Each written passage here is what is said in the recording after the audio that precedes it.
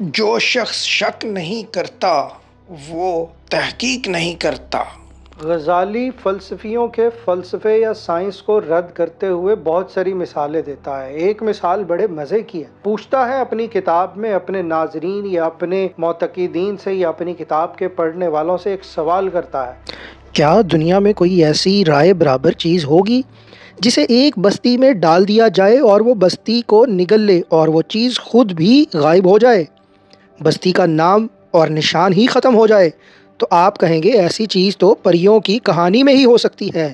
بالکل اسی طرح آخرت کی مثال ہے۔ جب آپ کو آخرت کے بارے میں بتایا جائے تو آپ آخرت کے جواہر کا انکار کر دیتے ہیں۔ لیکن اب 19ویں صدی میں آ کر جے اوپن ہائمر نے اس فلسفے اور مثال کی، اس نے ایٹم بامب ایجاد کر لیا۔ غزالی نے کہا تھا نا کہ کوئی بندہ ایسا سوچ بھی نہیں سکتا کہ ایک چھوٹے سے ذرے سے یا ایک چھوٹے سے ایٹم سے ایک بستی کو تباہ کر دیا جا سکتا ہے۔ یہ صرف پریوں کی کہانی لگتی ہے، اسی طرح آخرت کی کہانی ہے۔ لیکن وہ بات غزالی کے 1000 سال بعد سائنسی تحقیق کے معراج نے ثابت کر دی۔ غزالی نے اپنی زندگی کے بے شمار سال فلسفے کی تردید میں گزار دیے۔ غزالی نے جو کتاب لکھی تحافت الفلاسفہ، انکوہرنس آف فلاسفرز، جس میں مسلمان سائنسدان شامل تھے، ابو علی سینا، ابن رشد، الخوارزمی، ابن الہیثم، عمر خیام۔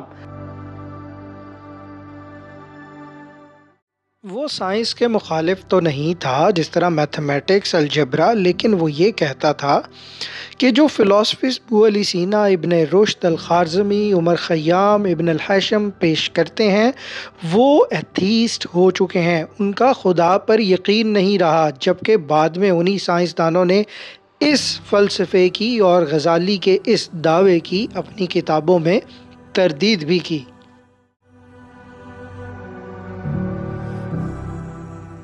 غزالی نے ہماری تھیوریز کو سچ جان کر ہمیں ہی کافر کہہ ڈالا، حالانکہ اس نے ہمیں ایسے نتائج پر مجبور کیا جنہیں ہم خود سچ نہیں مانتے تھے۔ اس کتاب کا نام انکوہرنس آف فلاسفرز نہیں بلکہ انکوہرنس آف غزالی ہونا چاہیے۔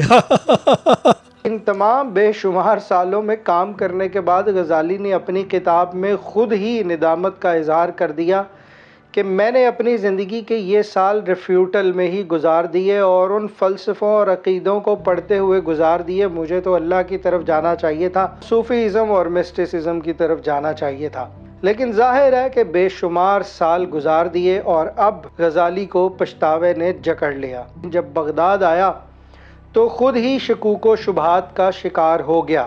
غزالی لکھتا ہے، میں یہ سب اسلام کی بجائے دنیا کی شان و شوکت کے لیے کرتا رہا، اب مجھ پر مایوسی چھا چکی ہے، اب میں صرف حواس خمسہ والے علم پر ہی یقین کر پاؤں گا، جو بالکل واضح علم ہو اور جس کا ثبوت موجود ہو۔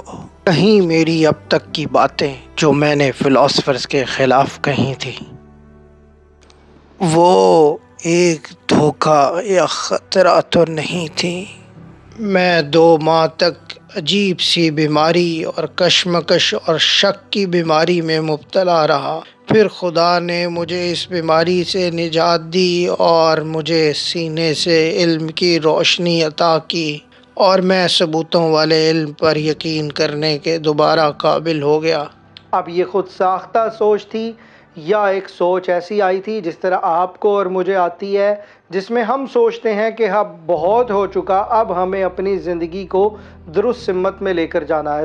غزالی کی کتابیں بہرحال خود ذاتی اور خود ذات اور خودی کی پہچان کے متعلق خود ایک بہت بڑا فلسفہ ہے، جن کے ذریعے شاید وہ اپنے سفر کو بیان کرتا ہے کہ میں کیسے خدا کی معرفت میں لڑکھڑاتا ہوا بالآخر خدا کی معرفت تک پہنچا اور مجھے کئی سال لگ گئے۔ ان تمام کی فلسفیز کو تحقیق کرنے کے بعد غزالی نے اپنی کتابوں میں اپنی سوچ اور عقل کے مطابق ریفیوٹ بھی کیا، اور غزالی نے اپنی کتاب میں یہ بھی لکھا جو کہ پاکستان میں موجود کئی مذہبی فلاسفروں کے مطابق یا مذہبیوں کے مطابق وہ کفر بھی بن سکتا ہے۔ جیسا غزالی لکھتا ہے، جو شخص شک نہیں کرتا وہ تحقیق نہیں کرتا، اور جو تحقیق نہیں کرتا وہ اندھا اعتماد کر لیتا ہے۔ شک زیادہ مضبوط عقیدے کو جنم دیتا ہے۔ پاکستان میں چند مذہبی غزالی جیسے عظیم فلاسفر پر بہت بات کرتے نظر آئیں گے، مگر ان کی اپنی سوچ سے کی گئی تبلیغ معاشرے کو کسی ترقی یا انسان دوستی کی جانب لے کر جانے کی بجائے منافقت پر مبنی ہے اور آگے بند گلی۔ ایسے لوگ پاکستان میں پھیلائی گئی مذہبی نفسا نفسی سے زیادہ تر فائدہ ہی اٹھاتے ہیں، بلکہ معاشرے کو انسان دوستی، ترقی اور خوشحالی کی جانب لے کر جانے کی بجائے کنفیوژن اور مزید نفسا نفسی کا شکار ہی کرتے ہیں۔ میں کلیئر کر دینا چاہتا ہوں، میں ٹی ایل پی کا ممبر نہیں ہوں۔ میں ٹی ایل پی کا جو ریٹرک ہے پبلک میں اس سے اتفاق نہیں کرتا۔ میں نے ٹی ایل پی کو کبھی چندہ نہیں دیا، میں نے اس کی مین اسٹریم لیڈرشپ سے کبھی ملاقات نہیں کی۔